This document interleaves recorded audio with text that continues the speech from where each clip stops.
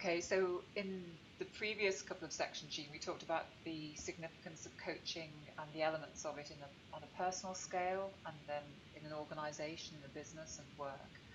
And now if we think about it on a world scale, on a global scale, and the importance of that today especially. Right. You know, one of the things that I mentioned to you at the beginning of this conversation was just how impacted I am by the news of ISIS, the what I consider to be the evil in the world, and on what changes can possibly occur where Right. we can influence that balance. Right. Well, to me, I think if we go back to the personal and the organizational or group and just apply the same principles and go, as you said to me, we look at ISIS and then we look at our response to that and we say that's an example of good and evil in an extreme fashion. And we go, it's easy enough to point fingers at the evil, but then if we apply that to ourselves and say, where is the good and where is the evil inside of me? And how do I address that? And I mean, that's a very provocative question. Yes. One of the things that stands out to me is the question: how do I stand up for the good, and how do I encourage others to stand for good? And part of that is to deal with the evil, but part of it is also to understand that I cannot run away from the evil and just make a comfortable life. I have a responsibility there.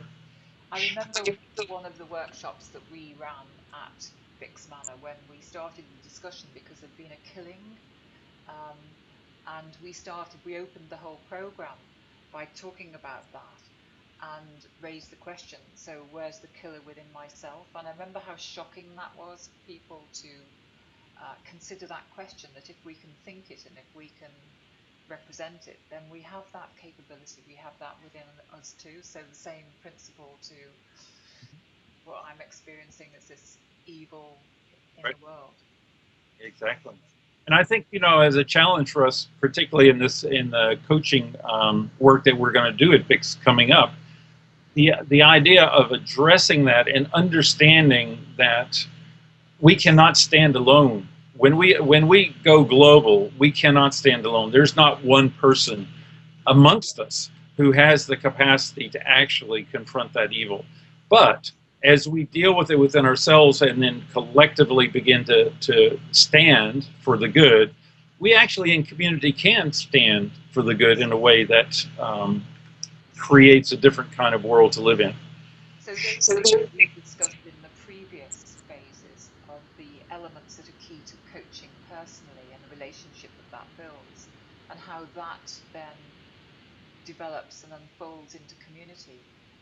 That creates the context, that creates the opportunity for the connections to be with people with whom we can stand to make a difference.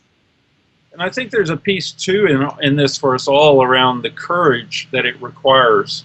And so, for example, our ability, yours and mine, to actually raise a question like good and evil, ISIS in the world, and our response, our being a collective response, not just individual response.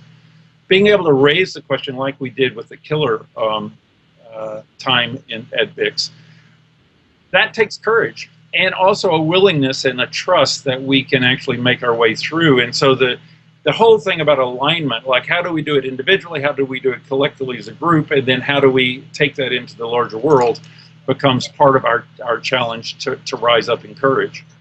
Absolutely. Yes. Yes. So